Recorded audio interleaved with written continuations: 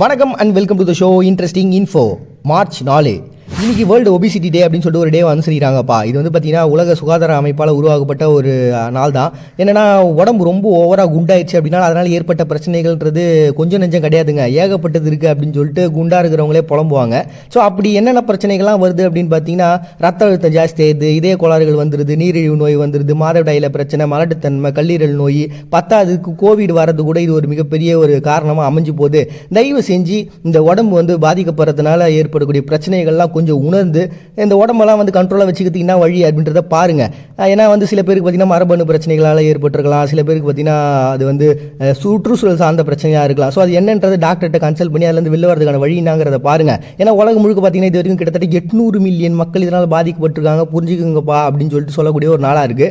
அதுலேயும் பார்த்தீங்கன்னா ஆராய்ச்சியாளர்கள் என்ன பண்ணாங்க, இது எந்தெந்த பகுதியில் எதனால் ஏற்படுது அப்படின்றத கண்டுபிடிக்கலாம்னு சொல்லிட்டு ஒரு பெரிய ஆராய்ச்சி பண்ணிட்டு இருக்காங்க. அப்படி பண்ணும்போது தான் அவங்களுக்கு ஒரு விஷயம் தெரிய வந்தது. இந்த பசிபிக் பெருங்கடலில் இந்த சமாவோ, பலாவு, நவுரு அப்படின்னு சொல்லிட்டு இருக்கக்கூடிய தீவு பகுதியில் இருக்கக்கூடிய மக்கள் பார்த்தீங்கன்னா பெரிய லெவலில் பாதிக்கப்பட்டிருக்காங்க. ஏன்டா இவங்க இந்த அளவுக்கு பாதிக்கப்படுறாங்கன்னு பார்த்தீங்கன்னா அவங்களுடைய உணவு முறைகள் தான். இந்த பதப்படுத்தி வச்ச உப்பு அதிகமாக சேர்க்கப்பட்ட உணவுலாம் சேர்த்துக்கிறாங்க. அதுக்கப்புறம் பார்த்தீங்கன்னா இந்த மது, இந்த மாதிரியான பழக்க வழக்கங்கள் அவங்களுக்கு இருக்கிறதுனால தான் பார்த்தீங்கன்னா மோஸ்ட் அந்த பகுதியில் இருக்கக்கூடிய எல்லாருக்குமே வந்து இந்த உடல் பருமன்ற பிரச்சனை ஏற்பட்டு இருக்கு அப்படின்னு சொல்லிட்டு. அதனால் உணவு பழக்க வழக்கங்களை கொஞ்சம் கண்ட்ரோலை வச்சுங்கப்பா அப்படின்னு சொல்லக்கூடிய ஒரு நாளாகவும், அந்த புகைப்பழக்கம், அப்புறம் அந்த சாரக்கு, இது எல்லாமே வந்து பார்த்தீங்கன்னா மனசோர்வு ஆயிடுச்சு, நான் வேற குண்டாயிட்டேன், இதுக்கப்புறம் என்னடா பண்ண போறேன்னு சொல்லிட்டு ஏகப்பட்ட விஷயங்கள் இதோட சேர்த்துக்கிறீங்க. அது சேர்த்துக்கிறதுனால என்ன ஆகுதுன்னா அது கடைசியாக ஒரு டெத்து வரைக்கும் கொண்டு போய் விட்டுது. தயவு செஞ்சு புரிஞ்சுக்குங்க, நீங்கன்றது நீங்கள் மட்டும் கிடையாது, நாடு. அதனால் ஒரு நாடு நல்லா இருக்கணும்னா நீங்கள் கொஞ்சம் ஹெல்த்தியாக இருக்கணும். தயவு செஞ்சு ஹெல்த்தியாக இருக்கிறதுக்கான வழி என்னங்கிறத உங்கள் டாக்டரோட கன்சல்ட் பண்ணிப்பா அப்படின்னு சொல்லக்கூடிய ஒரு நாள் தான் பார்த்தீங்கன்னா வேர்ல்டு ஒபிசிட்டி டே அப்படின்னு சொல்லிட்டு ஒரு டே அனுசரிக்கிறாங்க March 4. Next international HPV awareness day அப்படின்னு சொல்லிட்டு ஒரு டேங்க. இது வந்து ஹெச்ஐவி மாதிரி ஹெச்பிவியும் ஒன்று. ஹெச்பிவி அப்படின்றது பார்த்தீங்கன்னா இந்த பேப்பிலோ அப்படிங்கிற ஒரு வைரஸால் ஏற்படக்கூடிய ஒரு தொற்றுங்க. இது வந்து கிட்டத்தட்ட 170 வகையான தொற்றுகள் இருக்குது. இந்த விதமாக தொற்றுகள் எப்படின்னா ஹெச்ஐவி எப்படியோ அதே அளவுக்கு மிகப்பெரிய பிரச்சனை தாங்க. ஆனால் இதுலேருந்து வெளில வரதுக்கு தடுப்பூசிலாம் ஓரளவு நாங்கள் கண்டுபிடிச்சிட்டோம். கிட்டத்தட்ட ஒரு 16-17 வகையான வெரைட்டியில் இருக்கக்கூடிய இந்த தொற்றுகளை வந்து எங்களால் குணப்படுத்த முடியாது, அது தடுப்பூசியே இருக்குது. ஆனால் நீங்கள் என்னென்னா இதை பற்றி ஒரு பெரிய விழிப்புணர்வே இல்லாமல் இந்த பிரச்சனையை பற்றி பேசுறது கூட தயங்குறீங்க. ஏன்னா இந்த பிரச்சனை எல்லாமே எதனால் ஏற்படுது அப்படின்னு பார்த்தீங்கன்னா உடல் உறவில் ஏற்படக்கூடிய பிரச்சனை தாங்க. அதனால் வந்து பார்த்தீங்கன்னா பெண் உறுப்பு, ஆண் உறுப்பில் ஏற்படக்கூடிய இந்த பிரச்சனையை வெளில சொல்கிறதுக்கு தயக்கத்தினால் ஏற்பட்டு அவங்களோட உயிரே வந்து மாற்றிக்கிறீங்க. தயவு செஞ்சு போயிட்டு டாக்டரை கன்சல்ட் பண்ணுங்கள். உங்களுக்கு என்ன பிரச்சனைன்றதை புரிஞ்சுங்க. ஒரு வேளை உங்களால் க்யூர் பண்ண முடிஞ்ச ஒரு பிரச்சனையாக இருந்தால் தடுப்பூசி போட்டு நம்ம க்யூர் பண்ணிக்கலாமே அப்படின்னு சொல்லிட்டு ஒரு விழிப்புணர்வு ஏற்படுத்தக்கூடிய ஒரு நாளாக தான் இருக்குது. அப்படி 2018 உலக ஹெச்பி அமைப்பால் உருவாக்கப்பட்ட ஒரு தினமாக தான் பார்த்தீங்கன்னா இன்டர்நேஷனல் ஹெச்பிவி அவேர்னஸ் டே அப்படின்னு சொல்லிட்டு ஒரு டே அனுசரிக்கிறாங்க March 4. Next world day of fight against sexual exploration அப்படின்னு சொல்லிட்டு ஒரு டே வந்து அனுசரிக்கிறாங்க. இந்த நாள் என்னன்னா இந்த பாலியல் வன்கொடுமை அப்படின்னு சொல்லிட்டு நம்ம சொல்லுவோம்ல, நிறைய பேர் வந்து கடத்தி கொண்டு போயிட்டு பெண்களை விற்கிறது, இந்த மாதிரி நிகழ்வுகள்லாம் நடக்குது. இது உலகம் முழுக்க பார்த்தீங்கன்னா ஒரு நவீன அடிமைத்தனத்தையே உருவாக்குற அளவுக்கான பிரச்சனை ஏற்படுது. ஏன்னா இந்த போர் சமயங்கள்லாம் அந்த நாட்டில் இருக்கக்கூடிய மக்களை வந்து இந்த மாதிரியான பிரச்சனைகளுக்குள்ள ஆக்குறாங்க. இதனால் நிறைய பெண்களும் நிறைய சிறுவர்களும் சிறுமிகளும் வந்து பாதிக்கப்படுறாங்க அப்படின்னு சொல்லிட்டு ஒரு அதிர்ச்சிகரமான தகவல் வந்தது. அதுலேயும் பார்த்தீங்கன்னா இந்த தென்கிழக்கு ஆசியா, லத்தீன் அமெரிக்கா, கரீபியன் தீவுகள், ஐரோப்பிய நாடுகள்லாம் பார்த்தீங்கன்னா இது கொஞ்சம் அதிகமாக நடந்துனுக்குது. தயவு செஞ்சு இந்த செக்ஷுவலில் நிறைய வன்கொடுமைகள் நடத்துறது அப்படின்றத தயவு செஞ்சு நிறுத்துங்க அப்படின்னு சொல்லிட்டு அதுக்கு என்னென்னலாம் பண்ணலாம்னு சொல்லி உலக நாடுகள்லாம் ஒன்றா சேர்ந்து உட்காந்து ஒரு உருப்படியான ஒரு முடிவு எடுத்த நாள் தான் இந்த நாள். அதுலேயும் பார்த்தீங்கன்னா பெனின், கனா மாதிரியான தீவுகள்லாம் இது ஒரு சடங்கு முறையாகவே பயன்படுத்திட்டு இருக்கீங்க. ஏன்பா இதெல்லாம் கூடமாயா ஒரு சடங்கு, ஒருத்தவங்க அடிமைத்தனமாக வச்சுக்கிட்டு அந்த அவங்களுடைய விருப்பம் இல்லாமையே அவங்கள வந்து கஷ்டப்படுத்துறது, காயப்படுத்துறது அப்படின்றது சரியான ஒரு விஷயம் இல்லை. ஏன்னா 2016 பார்த்தீங்கன்னா ஒரு சர்வே எடுத்தாங்க. அதில் வந்து 3 மில்லியன் மக்கள் இந்த மாதிரி பாதிக்கப்பட்டிருக்கிறாங்க. அதுலேயும் பார்த்தீங்கன்னா 20% வந்து பெண்கள், 10% வந்து சிறுவர்களாக இருக்கிறாங்க அப்படின்னு சொல்லிட்டு அதிர்ச்சிகரமாக தரவெல்லாம் வந்தது. அதனால தான் என்ன பண்ணாங்கன்னா உலகம் முழுக்க இந்த மாதிரி ஏற்படக்கூடிய பிரச்சனைகள் வந்து ஒரு பெரிய தடுப்பு நடவடிக்கைகள் நம்ம எடுத்தே ஆகணும். அது என்ன பண்ணலாம்னு சொல்லிட்டு உலக நாடுகள்லாம் உட்காந்து பேசினாங்க. அப்போ தான் பார்த்தீங்கன்னா இன்னொரு விஷயமும் வந்தது. ஏன்னா உலகம் முழுக்க பல மில்லியன் டாலர் அளவுக்கு பார்த்தீங்கன்னா இந்த வர்த்தகம்ன்ற நடந்துருக்கு. வர்த்தகம்னா நீங்கள் ஏதோ சோப்பு சீப்பு விற்கக்கூடிய விஷயம் நினச்சிக்காதீங்க. பெண்களை வந்து விற்கிறாங்களாம் எடுத்துகிட்டு போயிட்டு. இப்படி பல மில்லியன் லெவலில் இருக்கக்கூடிய இந்த ஒரு கடத்தல் அப்படின்றது எவ்வளோ பெரிய தப்பான ஒரு விஷயம். அதுலேயும் பார்த்தீங்கன்னா இதுக்கு நடவடிக்கை எடுக்கலாம்னு பார்த்தா எல்லாம் மிகப்பெரிய அதிகாரிகளாக இருக்காங்க. அதனால் நடவடிக்கை எடுக்கிறதுல ஒரு பெரிய பிரச்சனை நடந்துகிட்டே இருக்குது. அதனால் என்ன சொல்கிறாங்க அப்படின்னா எல்லாருமே ஒன்றா சேர்ந்தா மட்டும் தான் இவங்களாம் ஒழிக்க முடியும். அதனால் தயவு செஞ்சு எல்லாம் ஒன்றா சேருங்கன்னு சொல்லிட்டு மக்களை ஒன்று கூட்டுற ஒரு நாள் தான் பார்த்தீங்கன்னா world day of fight against sexual exploration அப்படின்னு சொல்லிட்டு ஒரு டே அனுசரிக்கிறாங்க மார்ச் 4. நெக்ஸ்ட் வேர்ல்டு டென்னிஸ் டேப்பா. இன்றைக்கி பயங்கரமாக செலிப்ரேஷன் பண்ணுறாங்க. இது வந்து முதல்ல ஃப்ரெஞ்சில் வந்து பார்த்தீங்கன்னா ஜூடே பவுமே அப்படின்னு சொல்லிட்டு இந்த ஒரு விளையாட்டு ஆரம்பத்தில் அதனுடைய பேராக இருந்துருக்கு. இப்படி பல நூற்றாண்டுகளுக்கு முன்னாடி இந்த பேருன்றது பார்த்தீங்கன்னா அதுக்கப்புறம் கொஞ்சம் கொஞ்சமாக மாறிச்சு. ஏன்னா அந்த சமயத்தில் இவங்க என்ன பண்ணியிருக்காங்கன்னா வெறும் கையாலேயே அந்த பாலை தூக்கி போட்டு அடிச்சிருந்துக்கிறாங்க. அதுக்கப்புறம் கொஞ்சம் கை வலிக்குதேன்னு சொல்லிட்டு கை உரைகளை போட்டிருக்காங்க. அப்புறம் ஒரு சின்ன துடுப்பு மாதிரி ஒரு அமைப்பை யூஸ் பண்ணி அதில் வந்து இந்த பாலை தட்டியிருக்காங்க.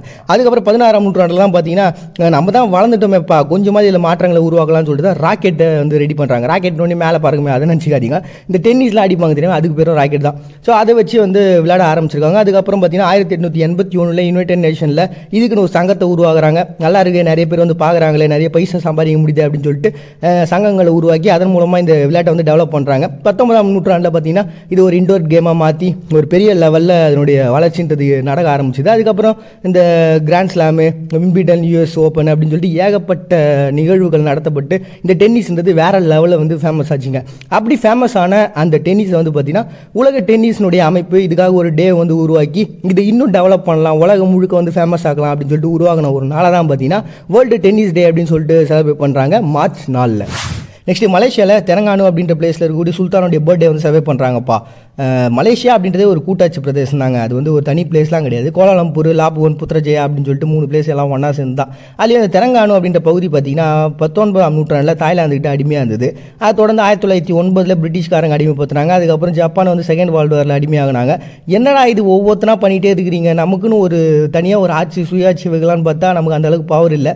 ஸோ நம்ம வந்து தனியாக இருந்தால் பிரச்சனை தான், தயவு செஞ்சு யாரு கூடயாவது போய் கூட்டணி வச்சிடலாம் அப்படின்னு சொல்லிட்டு யோசிச்சாங்க. அப்படி யோசிக்கும் போது தான் பார்த்தீங்கன்னா மலேசியாவோட சேர்ந்துடலாம், அவங்க தான் கொஞ்சம் நல்லா ஃப்ரெண்ட்லியாக இருக்கிறாங்க அப்படின்னு சொல்லிட்டு மலேசியாவோட ஒன்றா சேர்ந்துக்கிட்டாங்க. அப்படி அந்த கூட்டணியாக அமைஞ்சதுனால என்ன ஆச்சுன்னா, இப்படி ஒவ்வொரு பகுதியிலையும் இருக்கவங்க அவங்களுடைய கலாச்சாரங்களை கொண்டாடி தானே ஆகணும், அவங்களுக்குன்னு ஒரு தனிப்பட்ட விஷயங்கள்லாம் இருக்குதுல்ல. அதனால தான் பார்த்தீங்கன்னா மலேசியாவில் தெலங்கானு சுல்தானுடைய அந்த முடியாட்சியை வந்து செலிப்ரேட் பண்ணுற ஒரு நாளாக செலிப்ரேட் பண்ணுறாங்க மார்ச் 4. நெக்ஸ்ட்டு குவாம் அப்படின்ற ஒரு சின்ன தீவு பகுதியில் ஹிஸ்ட்ரி அண்டு சாம்ரோ ஹெரிட்டேஜ் டே அப்படின்னு சொல்லிட்டு ஒரு டே வந்து செலிப்ரேட் பண்ணுறாங்க.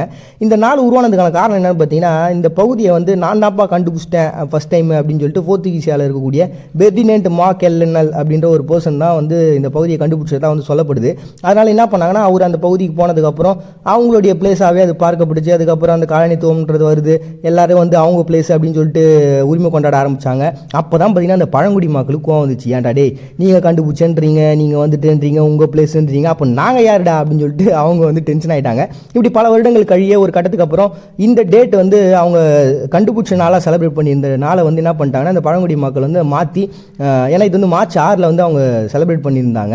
ஸோ அதனால் இந்த டேட் வந்து இந்த மாதிரி இருக்கக்கூடாது, இது நம்மளுடைய எதிர்காலத்துக்கு ஒரு மிகப்பெரிய பிரச்சனையாயிடும், அதனால் இதை மாற்றிடலாம் அப்படின்னு சொல்லிட்டு என்ன பண்ணுறாங்க, குவாம் அவங்களுடைய வரலாற்றையும் அந்த கலாச்சாரத்தையும் கொண்டாடுற ஒரு நாளாக மாற்றினாங்க.